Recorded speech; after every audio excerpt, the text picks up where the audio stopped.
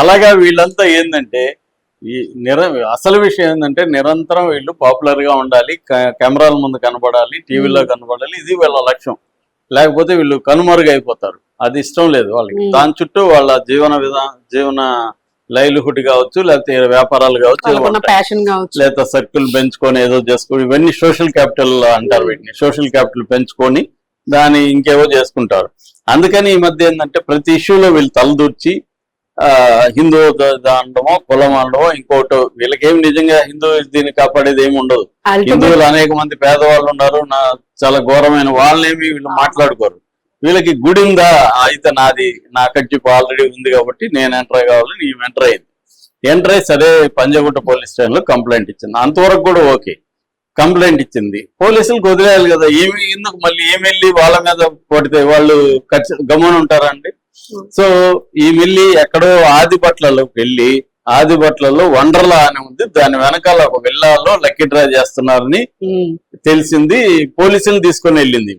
పోలీసులకు కూడా వేరే పని లేదని నాకు డౌట్. ముఖ్యంగా పంజగుట్ట పోలీసులకి కరాటే కళ్యాణ్ ఏం చెప్తే అది చేసుకుంటూ పరిగెత్తారా అనేది కూడా ఇక్కడ ఆశ్చర్యం. ఎందుకంటే అనేక విషయాలు జరుగుతుంటే సరే ఏమైనా తీసుకెళ్ళలేదు పోలీసుల్ని. వాళ్ళు ఆర్గ్యూ చేశారు.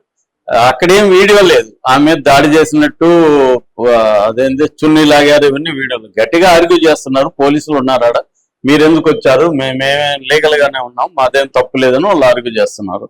దాంతో వాళ్ళని అరెస్ట్ చేసి తీసుకొచ్చారు. ఇది ఇష్యూ. దాంతో ఈమె నా మీద దాడి చేశారని పెట్టింది మళ్ళీ కేసు. ఇక్కడ ఆదిబట్ల పోలీస్ స్టేషన్ లో పెట్టింది. సో ఇదేంటంటే పరస్పరం కేసులాట అంటారు ఈ మధ్య, కీచులాట లాగా కేసులాట. నేను నీ మీద పెడతాను, నువ్వు ఆ మీద పెట్టి కేసులు అంటే పోలీసులకి. అంతే ఇదంతా ఏంటంటే టీవీలో కనబడాలండి. ఇవి కెమెరాలు లేకపోతే వీళ్ళు ఎవరు ఏమి అసలు లేకుండా వీళ్ళని విమర్శిస్తే మళ్ళీ మీడియాని తిడతారు.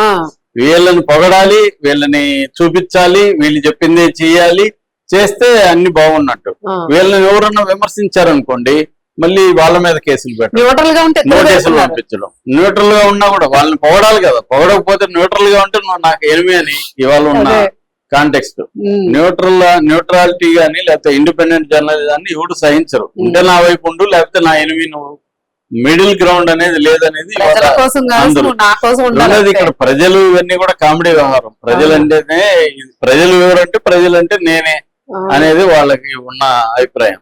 సో అలాగా ఇప్పుడు ఈ మీద దాడి జరిగినట్టుగా ఎక్కడ వీడియో అయితే నాకైతే కనబడలేదు, కానీ దాడి జరిగిందని ఉంది. సో ఇదంతా కూడా ఏంటంటే సెలెక్టివ్ క్రిమినలైజేషన్ అంటారు. అంటే వీళ్ళకి నచ్చిన లేకపోతే వీళ్ళకి కట్చిపేసిన దీంట్లోకి వెళ్ళి ఏదో రాద్ధాంతం చేసి చేయడం.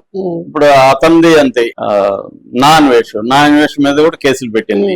తర్వాత అనసూయ రివర్స్ లో ఈ మీద కేసు పెట్టింది, కరాటే కళ్యాణ్ మీద. అదే చెప్తున్నా ఇక్కడ కేసులాట. నేను నీ మీద పెడతాను, నా మీద పెట్టు కేసులు. ఈ కేసుల వల్ల ఏమీ తెగవు. ఈ పోలీస్ స్టేషన్ లో మహా అంటే పోలీసులు పిలిపించి అడుగుతారు. వీళ్ళకి పోలీసులతో కూడా అలవాటు అయిపోయి ఉంటది, వాళ్ళతో కూడా ఫ్రెండ్స్ అయిపోయి ఉంటారు పోలీసులు.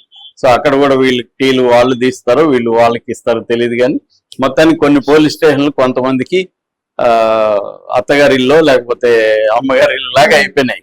వాళ్ళ ఇంటికి వెళ్ళడం, పోలీస్ స్టేషన్కి వెళ్ళడం, కేసులు పెట్టడం, కెమెరాల ముందు ఇచ్చేయడం, ఇవన్నీ నేను చిన్నప్పటి నుంచి చూస్తున్నా అండి. చాలా కమ్యూనిస్ట్ సంఘాలు కూడా ఇలాగే చేస్తుంటాయి. అంటే ఎలా ఉంటదంటే పోలీసులు వస్తారు, ధర్నాన్ని ప్రకటిస్తారు, పోలీసులు వస్తారు, ఆ పోలీస్ వెహికల్లోనే వీళ్ళు బ్యాగులు అవన్నీ పెడతారు వీళ్ళు. ఎందుకంటే మళ్ళీ దాంట్లో ఎక్కిస్తారు కదా, అందుకని అక్కడ పోలీసులు కాపలాగా బ్యాగులన్నీ పెట్టేసి కెమెరాలు అన్ని వచ్చేవరకు సైలెంట్ గా ఉంటారండి. కెమెరాలు రాగానే ధర్నాలు, స్లోగన్స్, అరుపులు. ఈ లోపల పోలీసులు వచ్చి వీళ్ళని లాగుతున్నట్టు, వీళ్ళు పెనుగులాడుతున్న డ్రామా. తర్వాత వాళ్ళని వెహికల్ ఎక్కించుకొని సార్ మమ్మల్ని అక్కడ ఆపేయండి సార్, పంజగుట్ట కార్నర్ లో దింపేయండి అని అక్కడ దిగేసి మళ్ళీ వెళ్ళిపోతారు. ఇది డ్రామా అనమాట. చూసే వాళ్ళకి వీడియోల్లో వీళ్ళు పోరాటం చేశాము అది ఇది వీళ్ళ పత్రికల్లో వీళ్ళ దీంట్లో రాసుకోవడం.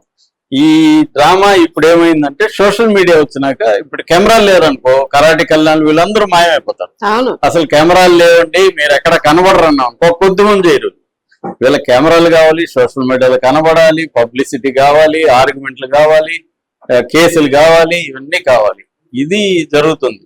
అందువల్ల రియల్ గా ప్రజలకు ఉన్న సమస్యల మీద పోరాడడం అనేది కాకుండా సస్టైనబుల్ ఇదంటారు. వీటికి ఏం లేదు. ఇప్పుడు ఫర్ ఎగ్జాంపుల్ ఒక కాలనీలో వాటర్ లేదు, ఒక బోర్ వేయించాలా, అవును అప్పుడు ఏంటంటే క్లియర్ గా ఒక టార్గెట్ ఉంది, ఒక బోర్ వేయించాలి, నువ్వు తిరగాలి, ఆ పని జరగాలి. ఇదేముంది, జరగదు, అవసరం లేదు. ఎక్కడ వెలిగించి వదిలేస్తే అదే కాదు. అరవచ్చు, కేకలేయచ్చు, మళ్ళీ వచ్చేసి ఇంకొక ఇష్యూలోకి వెళ్ళి ఓ అని అరవడం, కేకలేయడం, మళ్ళీ ఇది.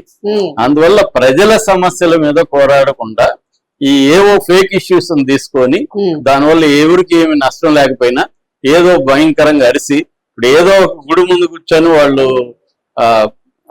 లక్కీ డ్రా అనడం వల్ల కొంపలు మునిగిపోయేది ఏం లేదు. అది లీగల్ కాదా అనేది వేరే విషయం. కానీ దీన్ని ఏదో సమాజానికి పెద్ద ఉపద్రవం వచ్చేసినట్టు, అదే దాంట్లో ఎవడన్నా నష్టపోయిన వాడేమన్నా కంప్లైంట్ ఇచ్చారు, వాళ్ళు ఎవరు ఇవ్వట్లేదు. అదే పోలీస్ అధికారులు కూడా ఇదే పని వీళ్ళకి. ఎందుకంటే అసలు పెద్ద మాల్స్ దగ్గరికి వెళ్తారా వీళ్ళు? వెళ్ళరు. పెద్ద మాల్స్ లక్కీ డ్రా తీస్తుంటారు, పెద్ద పెద్ద సంస్థలు తీస్తుంటాయి, రియల్ ఎస్టేట్ బ్యాచ్లు ఇదే పని కదా, రియల్ ఎస్టేట్ బ్యాచ్. అదే చూస్తే వాళ్ళ జోలికి వెళ్ళరు వీళ్ళెవరు. ఎందుకంటే వాళ్ళకి సర్కిల్ ఉంటది, వాళ్ళు ఎక్కడ కొట్టాలో అక్కడ కొడతారు, వాళ్ళ జోలికి వెళ్ళరు. ఎవరు యూట్యూబ్ వాళ్ళు చిన్న చేపల్ని పట్టుకొని పెద్ద తిమింగలాల్ని వదిలేయడం అనేది జరుగుతుంది. అదే ఇది కూడా ఈ డ్రామా అంతే.